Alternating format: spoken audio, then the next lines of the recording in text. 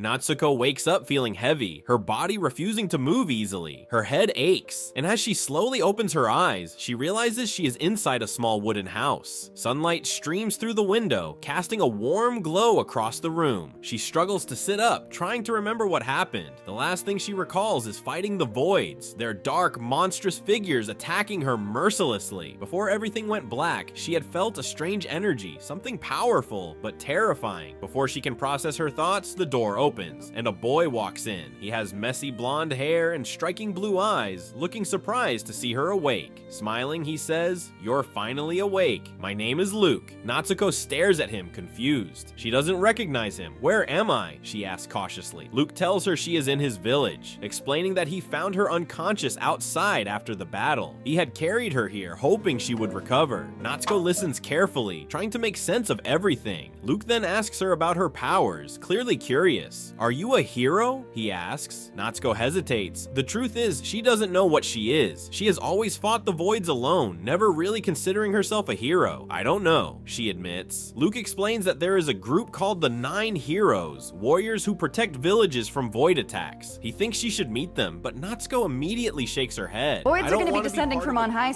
Natsuko Hirose, still adjusting to life inside her favorite anime A Tale of Perishing, walks among the crowd with a mixture of fascination and dread. She knows this isn't supposed to happen, not like this. In the original storyline, the town should be recovering from a brutal void attack, not preparing for celebration. Despite her anxiety, Natsuko is swept into the festivities by Memel, the whimsical elf with a sharp tongue. Memel insists Natsuko wear a bright, elegant dress, uncomfortably frilly and pink, and drags her to the festival square. There they meet Unyo, the stoic archer who appears visibly uncomfortable surrounded by joyful villagers. Meanwhile, Luke Braveheart, the town's golden hero, is mobbed by admirers. He exchanges a few pleasantries before spotting Natsuko. Their eyes meet, and for a moment, Natsuko forgets she's inside a fictional world. Just as things begin to feel too good to be true, Destiny Heartwarming makes her grand entrance, falling, quite literally, from a flower-decorated float. She lands awkwardly in Luke's arms, giggling in a way that makes Natsuko cringe. Destiny is beautiful, with flowing blonde hair and a low-cut pastel dress that reveals more than it conceals.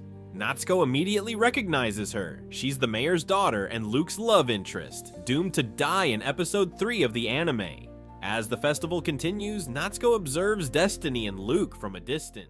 The next morning, Natsuko wakes up with a strange feeling. She saved Destiny last night, something that never happened in the anime. Everything is starting to change. She looks outside and sees Memel walking toward the mountains alone. Natsuko follows her quietly. Memel enters a hidden cave. Natsuko peeks inside and sees something strange. A group of people in black robes stand in a circle. They speak in a language Natsuko doesn't understand. In the middle of the circle is a dark crystal. Memel steps forward, her eyes cold and serious. Natsuko hides behind a rock. She listens carefully. Memel speaks to the group. "This world must end," she says. "The void must awaken." Natsuko is shocked. She didn't know Memel was part of a secret group. She always thought Memel was just a funny elf who loved fashion. But now she sees the truth. Memel is helping to destroy the world. Suddenly, Natsuko's foot slips. A stone falls. Someone hears it. A man in the group turns toward her hiding place. Before he can come closer, Natsuko runs. She rushes back to town and finds Luke. She tells him everything.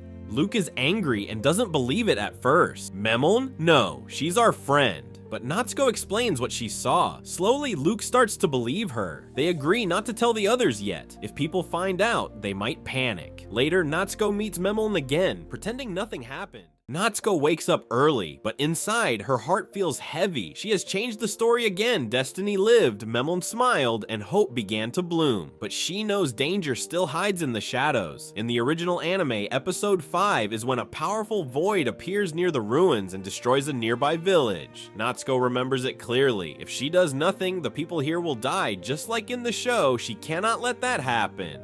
As she walks through the quiet town, Luke finds her sitting near the old fountain. He's holding a rolled up map in his hand. "There are strange tracks near the ruins," he says. "Big ones. Looks like something heavy has been moving through there." Natsuko nods. This matches what she remembers. She quickly opens her notebook and tells Luke, "We need to go, right now." While they prepare to leave, Destiny is busy decorating the Hero Club house. She draws bright posters and hangs ribbons on the walls. She writes "Protecting Peace Together" on a wooden sign. Memon walks in wearing a sparkly new dress. "What are we doing today?" she asks. Destiny claps her hands. "We're saving the world and having snacks." Memon laughs. Even though she once talked about ending the world, today she seems lighter. Her smile is real. Natsuko's influence is changing her too. Meanwhile, Natsuko, Luke, and Unyo enter the ruins. The area is silent and cold. The trees do not move, and no birds sing.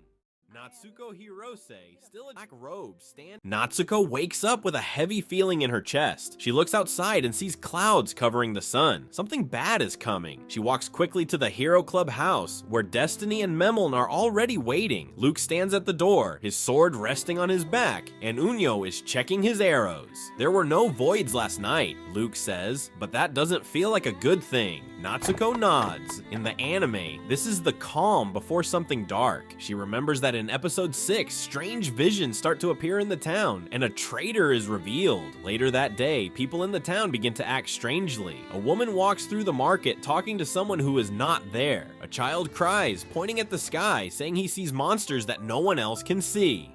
Natsuko hears whispers coming from the trees. At first, she thinks it's just her imagination, but then she sees a dark fog slipping through the air like smoke. She follows it and finds a young man standing near the edge of the forest, staring at nothing. His eyes are empty. She tries to talk to him, but he doesn't respond.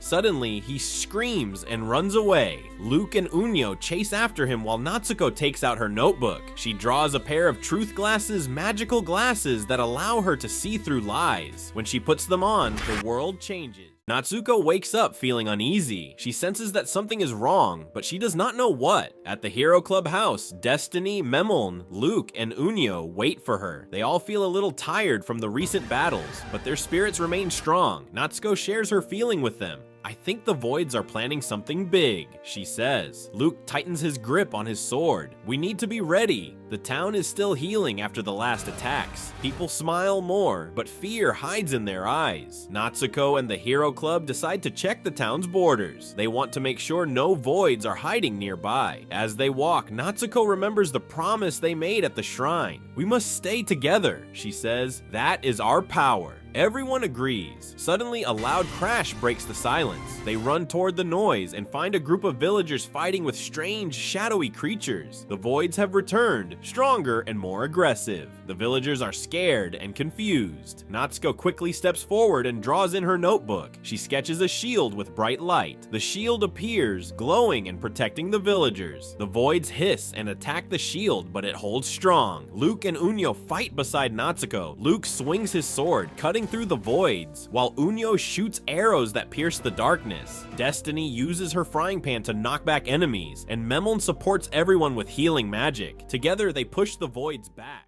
Natsuko holds the glowing sword she drew earlier, called Hope. The sword shines brightly, and its light pushes away the shadows around them. Luke takes a deep breath and says, "We end this tonight." Everyone nods. They are afraid, but they know they must fight. They slowly walk into the mansion. The big wooden doors creak as they open. Inside, it is dark and heavy. The walls are covered in old symbols, and everything smells dusty. Strange whispers float through the air, and shadows move along the floor like snakes. Natsuko feels pressure in her chest and says, "Stay close to me." Memolin lights up a small glowing flower. Destiny holds up her lantern. Unyo keeps his arrows ready, looking around with sharp eyes. Suddenly, the floor shakes. The mayor appears at the top of the stairs. He wears a dark cloak and his eyes glow purple. "You children think you can stop the darkness?" he shouts. "You are too late. The true Void is waking." Natsuko steps forward and raises her voice. "We know the truth. You broke the promise to protect the town, but we still believe in it. We will stop you." The mayor laughs loudly and lifts his hand. Shadows fly off the walls and attack the group. Luke swings his sword, slicing through the dark creatures. Unyo shoots bright arrows that glow in the air. Destiny throws small fire bombs, making sparks fly everywhere. The crystal in Luke's hand glows brighter with every step. "We are close," he says. Natsuko looks up at the dark clouds forming above. The void is waiting, she whispers. No one speaks, but their hearts beat fast. They know this is the final battle. They reach a wide cave at the top of the mountain. Black mist floats from its mouth. The air is heavy and cold. Inside, everything is dark, and strange whispers echo all around. Natsuko holds the sword of hope tightly. Luke draws his weapon. Destiny lights her lantern. Memlin carries her healing flower. Unio readies his arrows. Together, they step into the cave. As they move deeper, shadows rise from the walls. The void speaks with a voice that is everywhere at once. You think light can win? You are small, broken, and weak. The voice laughs. It shows them memories, sad, painful ones. Natsuko sees her parents arguing. Luke sees his brother leaving. Destiny sees her mother sick. Memlin sees her garden burning. Unio sees himself alone. Tears fill their eyes, and they fall to their knees. The shadows grow stronger. Give up, the void says. You have no power here. But Natsuko closes her eyes and thinks of the Hero Club. She remembers their laughter, their hugs, their teamwork. She stands up and says, "We are not alone. We are not broken." Her sword shines brightly.